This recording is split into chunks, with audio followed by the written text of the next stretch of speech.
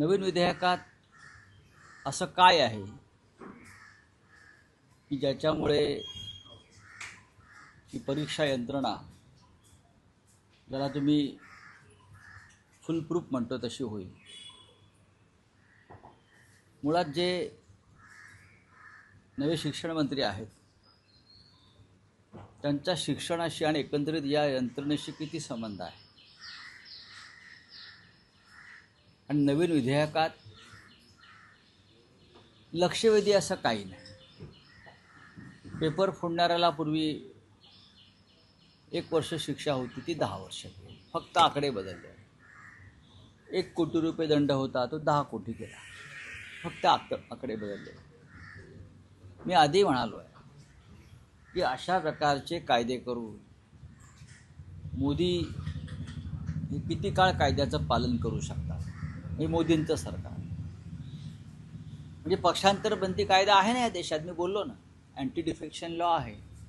म्हणून मोदी, अमित शहा किंवा त्यांनी जे काय लोक उभे केले आहेत मिध्यांसारखे, ते पक्षांतरबंदी कायद्याचं पालन करतात का? किंवा लोकसभेचे अध्यक्ष, विधानसभेचे अध्यक्ष, राज्यसभेचे सभापती, देशाचे सुप्रीम कोर्ट प्रमुख म्हणजे सरन्यायाधीश हे कोणत्या कायद्याचं पालन करून देश चालवत आहेत? अजिबात नाही. त्याच्यामुळे हा जो कायदा आहे हा एक देखावा आहे, रंगसफेदी आहे. आता प्रश्न कायद्याचा नाहीच आहे. विद्यार्थ्यांवर लाठीमाराचे आदेश कोणी दिले? इतक्या निर्घृण पद्धतीनं काठीला खिळे लावून अश्रुधूर सोडणं, त्यांनी मारणं, मुलींचा विनयभंग करणं पोलिसांकडून, हे आदेश कोणाचे होते? याच्यावरती संसदेमध्ये आज चर्चा किंवा सरकारला प्रश्न विचारले जातात. आणि इतकं होऊनही मोदी माफी का मागत नाही? कायदा काय सांगते आम्हाला? हा देश मुळात बेकायदेशीरपणे चाललेला आहे. कोणत्या कायद्यानं गौतम अडाणी यांना एवढी प्रॉपर्टी, देशाची सार्वजनिक संपत्ती त्यांच्या घशामध्ये घातली? कोणत्या कायद्यानं घातली? या देशातल्या सगळ्या विद्यापीठांचे कुलगुरू हे सरकारनं नेमलेले नसून हे राष्ट्रीय स्वयंसेवक संघाने नेमलेले आहेत. अशा कुलगुरूंच्या नेतृत्वाखाली शिक्षणाला कोणतं तेज आणि झळाळी प्राप्त होणार? मुळात मोदी सरकारने हे जाहीर करावं.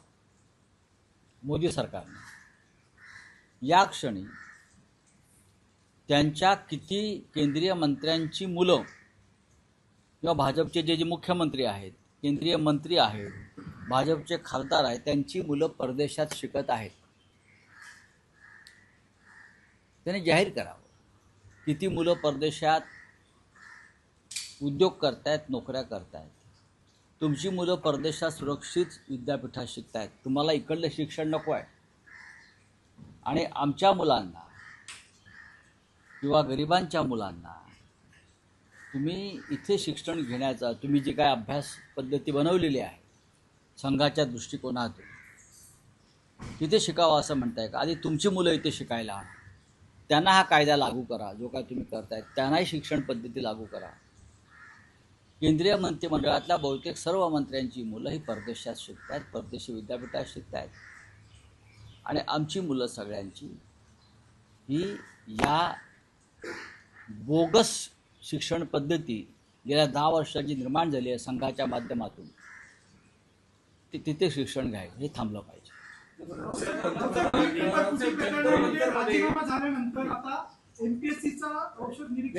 त्यातला एक पहिला राष्ट्रीय स्तरावरचा मुद्दा आहे की पंतप्रधान नरेंद्र मोदींनी काल नंदन नीलेकणींच्या अध्यक्षतेखाली एक टास्क फोर्स स्थापन केली आहे.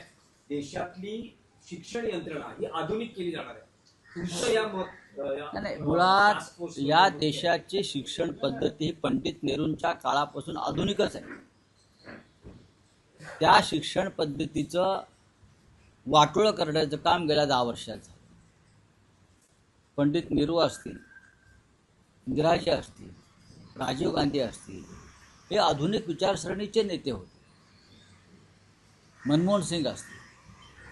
तुम्ही ही आधुनिकता मारून तुम्ही भारताला पुराण किंवा महाभारत काळातल्या शिक्षण पद्धतीत नेलं. याबद्दल तुम्ही आधी देशाची माफी मागायला पाहिजे.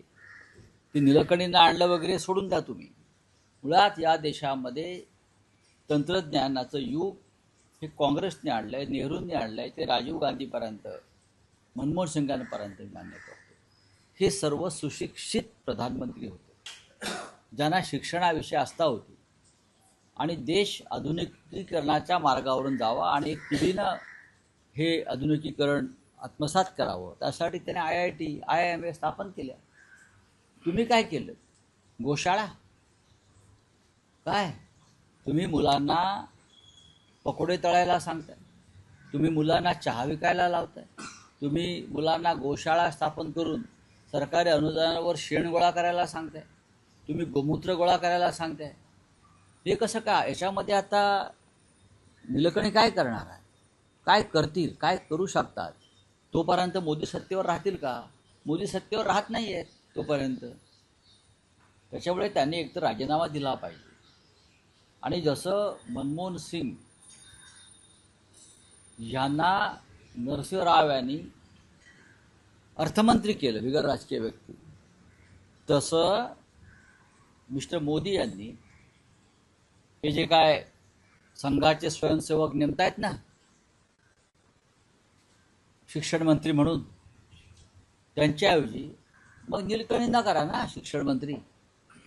असे अनेक लोक आहेत, अनेक लोक आहेत. गेला बाजार तुम्ही देवेंद्र फडणवीस यांचा विचार करताच आहात. योग्य व्यक्ती आहे देवेंद्र फडणवीस आणि त्यांनाच केलं जाईल. मी ठामपणे सांगतोय, ते किती नाही म्हणाले तरी तेच शिक्षण मंत्री आहेत. नाही, फडणवीस म्हणतात की मी मुंबईतच आहे आणि महाराष्ट्रातच आहे. असं आहे की ते त्यांच्या हातात नाही ना कुठे राहणं. डेप्युटी CM पद स्वीकारणं हे त्यांच्या हातात नव्हतं ना. जेव्हा कमिशनरचा हवालदार केला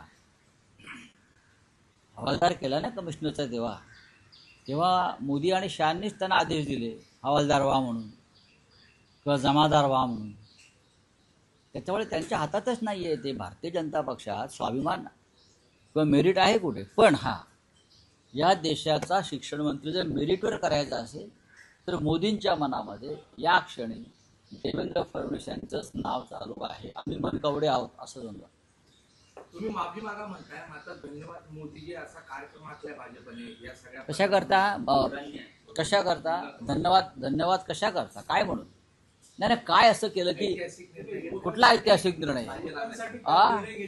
अच्छा म्हणजे राजीनामा घेणं गरजेचं होतं आणि त्या राजीनाम्यासाठी हजारो विद्यार्थ्यांनी त्याग आणि बलिदान केलं. 20 मुलांनी आत्महत्या केल्या, त्यांनी बलिदान केलं.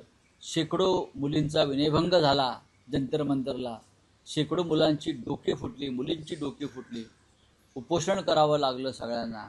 याच्याबद्दल ते धन्यवाद म्हणतात, त्याच्याबद्दल मी त्यांना धन्यवाद म्हणतो.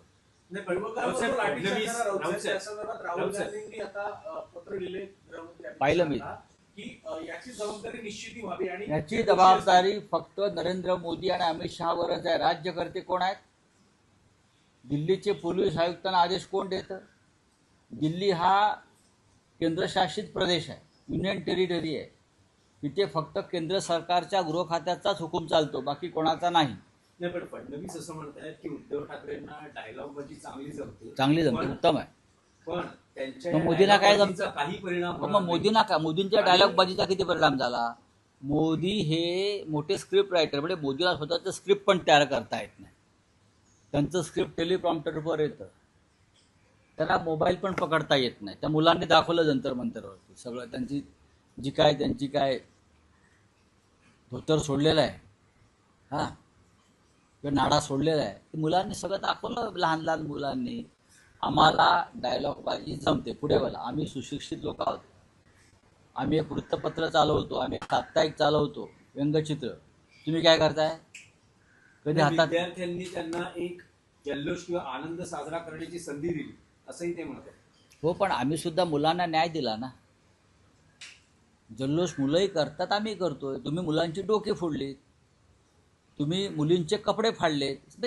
संस्कारातला फरक आहे त्यांच्यातल्या आणि आमच्यात.